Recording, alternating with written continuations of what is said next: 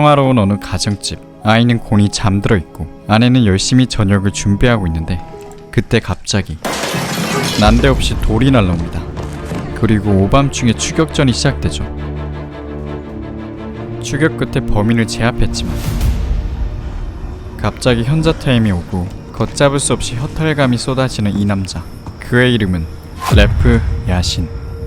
GOAT, GOAT. 염소가 아니라 역대 최고를 뜻하는 단어로 각 포지션 고트를 논할 때 그곳은 엄청난 불길에 휩싸이는데요. 하지만 누군가가 고트 골키퍼를 묻는다면 전 세계의 전문가와 축구팬들의 대답은 대부분 야신으로 정리가 됩니다. 그만큼 전설의 반열에 오른 골키퍼지만 그의 어린 시절은 고난 그 자체였죠. 래프는 1929년 모스크바의 평범하디 평범한 노동자 가정에서 태어났습니다. 그리 풍족한 생활은 하지 못했지만 당시엔 흔히 볼 수 있었던 평범한 가정이었죠. 그런데 래프가 12살이 되었을 무렵 제2차 세계대전이 발발하게 됩니다. 1941년 히틀러의 나치가 소련을 기습 침공하면서 국가의 운명을 건 전쟁이 시작되었죠. 갑자기 닥친 전쟁으로 인해 평범했던 일상은 파괴되었고 나치가 모스크바로 밀고 들어오자 결국 래프의 가족들은 모스크바를 떠나게 됩니다. 원래 살던 곳으로부터 무려 800km나 떨어진 곳에서 래프는 유년기를 보내게 되는데 그야말로 극한의 굶주림과 추위를 견뎌내야만 하는 시간이었죠.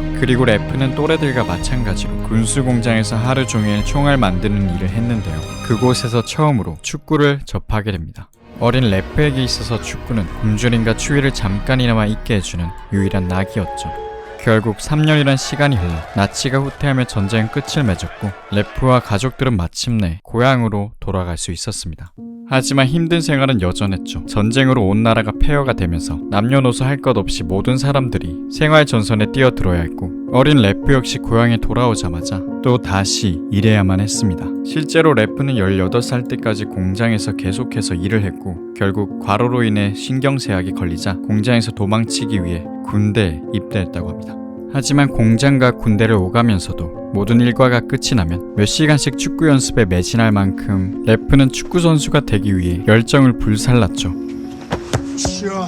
그리고 그 노력은 마침내 그 결실을 맺게 됩니다. 래프가 19살이 되었을 무렵 러시아 명문 디나모 모스크바의 코치가 육군 팀에서 활약하던 그를 스카우트하면서 디나모 청소년 팀에 입단하게 된 거죠. 하지만 프로 데뷔는 사실상 불가능에 가까웠습니다. 좋은 유망주로는 인정받았지만 어디까지나 후보 선수일 뿐. 특히 당시 디나모에는 시베리아 호랑이라는 별명을 가진 알렉세이 호미치라는 부동의 주전 골키퍼가 있었기 때문에 골키퍼라는 포지션의 특성상 래프가 경기에 나올 확률은 거의 없다고 봐야 했죠. 하지만 이러한 상황에서도 래프는 어떻게든 팀에 남기 위해 주전 골키퍼 알렉세이 호미치의 뒤를 졸졸 따라다니며 그의 경험과 노하우를 배우고자 했죠. 자신의 등 뒤에서 그림자처럼 따라다니는 래프를 호미치도 싫지는 않았는지 여러 가지 조언을 해주며 래프의 멘토를 자처하게 됩니다.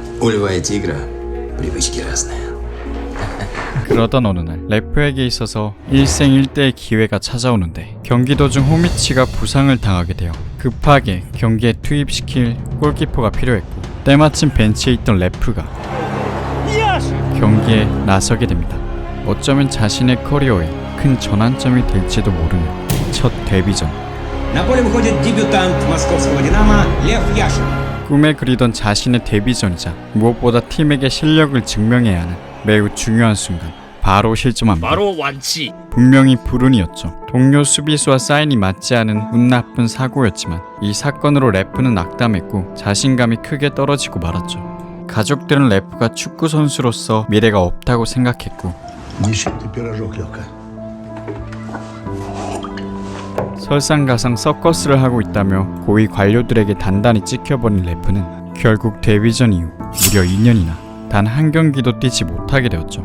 오랜 시간 경기에 뛰지 못하자 래프의 몸과 마음은 점점 축구와 멀어지고 있었습니다. 그러자 팀에서는 래프에게 아예 축구가 아닌 다른 종목을 뛰어보길 권유했는데 바로 아이스하키였죠. 어떻게 보면 굴욕적이었지만 래프에게 선택권은 없었습니다. 결국 아이스하키 팀 골키퍼를 맡게 되지만 이 선택은 곧 신의 한 수가 되어버리는데 어린 적부터 아이스하키를 줄곧 해왔던 탓인지 래프는 아이스하키에서도 두각을 드러냈고 하키 선수로 데뷔한 이듬해 하키 챔피언십 리그에서 우승을 차지해버리죠. 래프는 뛰어난 활약을 보여주면서 소련 아이스하키 국가대표팀까지 발탁이 되었는데요. 이 소식을 들은 감독이 래프를 찾아와 다시 축구를 해보자며 설득했고 레프는 얼마까지 알아보고 왔냐고가 아니고 마음 한켠에는 늘 축구를 그리워했던 레프는 다시 축구계로 돌아오게 됩니다. 자연스럽게 호미치는 다른 팀으로 이적하게 되지만 Ты теперь первый, Левка. 오히려 호미치는 레프에게 조언을 해주며 은퇴 이후에도 꾸준히 연락을 주고받았다고 합니다. 호미치, 당신은 도대체... 그렇게 디나모 모스크바의 주전 골키퍼로 등극하면서 우리가 익히 알고 있는 레프 야신의 진가가 발휘되기 시작했습니다. 9경기 연속 무실점을 기록하며 신들린 듯한 선방쇼를 보여주게 되죠. 결국 시즌을 통틀어서 야신이 상대에게 허락한 실점은 단 20골에 불과했습니다. 그야말로 공격수들에게 난공불락의 벽 그 자체였죠. 특히 야신의 1대1 방어 능력은 누구도 따라올 수 없었는데 그 비결은 다름 아닌 서커스라 불렸던 그의 플레이 스타일, 그리고 이 스타일은 훗날 수많은 골키퍼들에게 영향을 주며 현대 축구에선 거의 필수로 자리 잡게 됩니다. 과거에는 골키퍼가 골문을 버리고 뛰쳐나온다는 것은 상상도 할 수 없었기에 그만큼 야신이 얼마나 시대를 앞서갔는지 알 수 있죠. 시대를 앞서간 골키퍼 하니 아예 공을 가지고 하프라인까지 드리블해서 히딩크 감독님을 놀라게 한 병지용이 생각나는데요. 너무 시대를 앞서간 게 아닌가. 이뿐만 아니라 골키퍼가 공을 던져 역습을 하는 것도 야신이 최초로 시도했다고 전해지는데요. 특히 야신의 전매 특허인 하프라인까지 넘어가는 투포한 던지기는 가히 놀라운 수준이었죠. 야신의 활약이 얼마나 뛰어났는지 이례적으로 골키퍼가 공격수보다 더 주목받게 되면서 소련 전역의 야신의 이름이 알려지게 됩니다. 머리부터 발끝까지 깔맞춤한 검은색 모자와 유니폼을 보며 사람들은 그를 검은 검이라고 부르기 시작했죠. 결국 이러한 활약을 바탕으로 야신은 1956년 멜버른 올림픽에 참가하는 소련 국가대표팀의 부름을 받게 됩니다. 하지만 올림픽에 출전하는 것은 이전까지 야신이 경험했던 대회와는 전혀 달랐죠.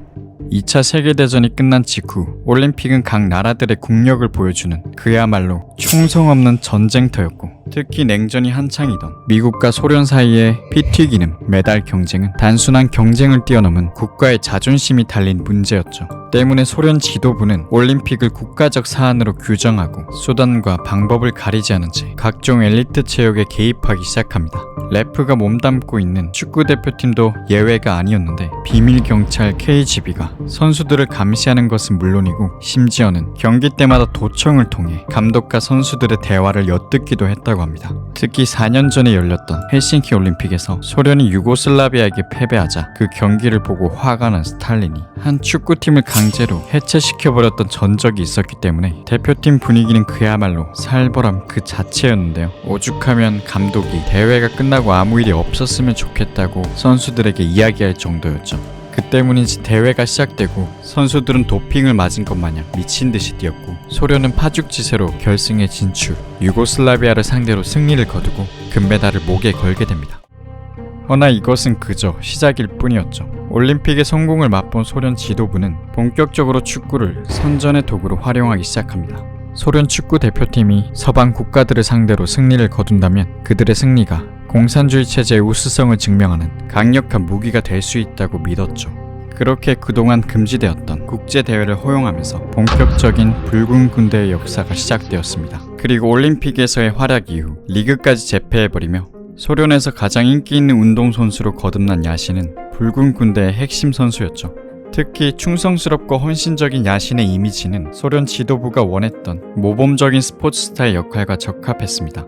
해외로 나가는 소련 대표팀은 말 그대로 국가를 대표했기 때문에 선수들의 사생활까지 감시할 정도로 그들의 일타행위를 용납하지 않았는데요. 실제로 야신의 동료였던 스트렐초프는 17살 나이에 득점왕을 차지할 정도로 소련 축구를 10년 동안 책임질 천재로 평가받았지만 자유분방하고 문란한 생활 끝에 소련 지도부는 그를 악명 높은 굴라크에 무려 7년이나 가둬버렸죠. 이 비운의 축구선수 스트렐초프 이야기는 나중에 꼭 한번 다뤄볼 예정이니 제발 좋아요와 구독. 어쨌건 야신을 필두로 한 소련 국가대표팀은 그들의 첫 신호탄을 쏘게 되는데 Наверняка станет решающим. А на кону, подумать только, первый кубок. 유로피언 네이션스컵, 훗날 유로라고 불리는 이 대회에서 소련은 초대 챔피언 자리에 오르며 역사를 쓰게 됩니다. 결승전 최고의 영웅은 야신이었고 그는 대회 최우수 선수로 선정되며 자신이 유럽 최고의 골키퍼임을 증명했죠. 다른 소련 선수들 역시 대회 베스트 11에 대거 선정되면서 당시 소련은 명실상부 유럽 최강의 팀으로 인정받게 됩니다. 이렇게 붉은 군대의 신화는 성공적인 것으로 보였는데요. 만약 이 산을 넘긴다면 말이죠.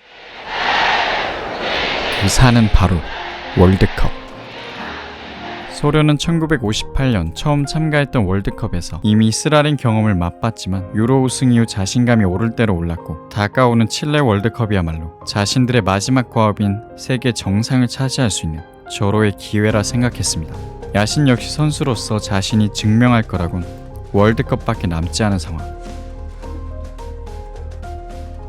그렇게 시작된 1962년 칠레 월드컵. 그런데 야신의 상태가 이상합니다. 평소에 그와는 전혀 다른 모습이었죠. 심지어 콜롬비아와의 경기에서 야신은 자신의 커리어 역사상 최악의 경기력을 보여주었고 불과 18분 만에 무려 3골을 연달아 내주는 대참사를 저지르고 맙니다.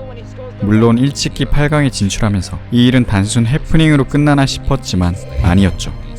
칠레와의 8강전, 평소에 야신이었다면 막았어야 할 골이 터지게 되었고 그 실점은 곧 소련의 충격적인 탈락으로 이어지게 됩니다. 결국 칠레 월드컵은 야신에게 있어서 기억에서 지우고 싶은 대회로 남게 되죠.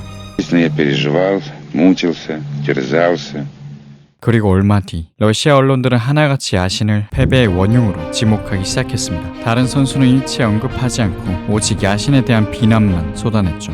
그리고 경기 도중 상대와 심하게 충돌하여 뇌진탕 증세를 보이면서도 야신이 경기의 끝까지 뛰었다는 사실은 전혀 언급되지 않았습니다. 뒤늦게 밝혀진 사실에 따르면 소련 지도부는 월드컵 이후 야신의 능력에 의심을 품기 시작했고 야신을 희생양으로 그리라고 지시하며 소련의 실패가 아닌 야신의 실패로 보이길 원했죠. 야신이 집으로 돌아왔을 때 벽에는 온갖 욕설들이 적혀 있었고 또 경기장에서 야신의 이름이 불려졌을 때 관중들은 야유를 했다고 합니다. 결정적으로 화가 난 팬들에 의해 집의 창문이 깨지고 테러 아닌 테러를 당하면서 야신의 멘탈은 말 그대로 산산조각이 나버리죠. 한순간에 국가 영웅에서 밑바닥까지 추락해버린 야신.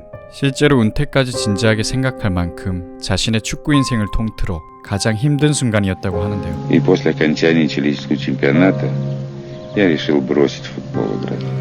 이토록 힘든 상황, 야신은 자신의 유일한 취미인 낚시를 하면서 어릴 적 생각에 잠기곤 했죠. 지옥보다 끔찍했던 겨울, 매일같이 빵을 배급받기 위해 줄을 서는 것은 전쟁터를 방불케 했고 낮부터 밤까지 공장에서 온종일 일했지만 그저 축구를 할 수 있었던 것 자체가 유일한 행복이었던 시절.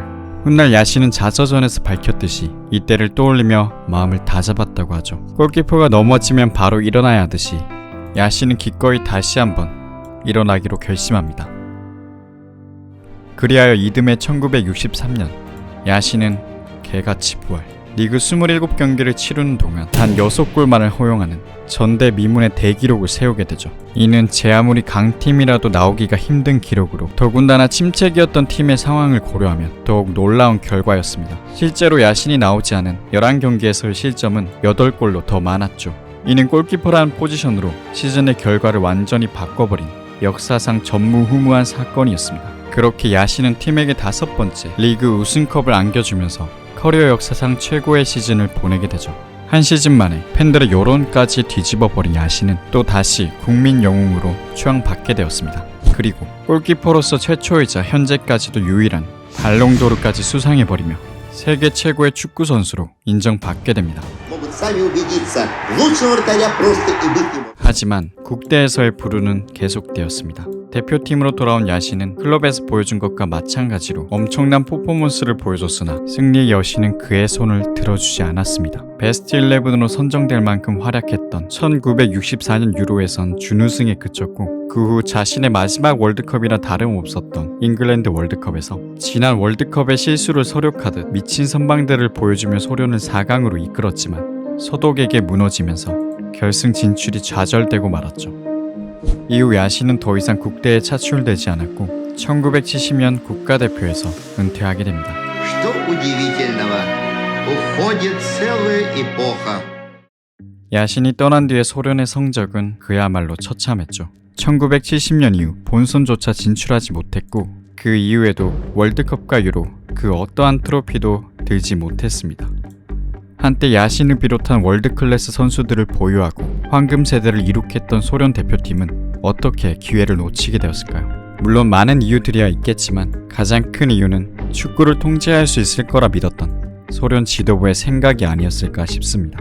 누구나 운동선수가 될 수 있었지만 아무나 그들의 선수가 될 수 없었던 당시 실력보다 충성심이 강조되면서 소련 축구의 수준은 점점 낮아졌고 통제하기 쉽게 만든 폐쇄적인 환경은 소련의 축구를 점점 고립시켜갔죠.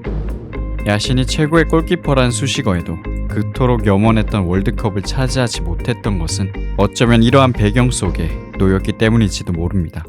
그런데 가장 폐쇄적인 리그에서 전 세계에서 10만 명이 넘는 사람들과 당대 유럽 올스타들이 모두 야신의 은퇴 경기에 참여했다는 사실은 그만큼 당시 야신이 가진 축구계에서의 위상을 알 수 있는 부분이죠. 은퇴 이후 야신은 코치로 활동했고 세월이 흐른 뒤 위암으로 투병하다 1990년 세상을 떠나게 됩니다. 그리고 공교롭게도 이듬해 소련은 붕괴되어 역사의 뒤안길로 사라지죠. Уважаемые, вступает новый демократический этап. 하지만 붉은 군대는 여전히 그때의 영광을 그리워하는 사람들의 기억 속에 남아있습니다. 그리고 많은 러시아의 아이들이 검은 모자와 검은 유니폼을 입고 제2의 야신을 꿈꾸고 있죠. 과연 두 번째 야신이 나올 수 있을까요? 미래의 일은 아무도 모르지만 그를 뛰어넘는 골키퍼가 나오지 않는 한 검은 거미의 전설은 계속됩니다.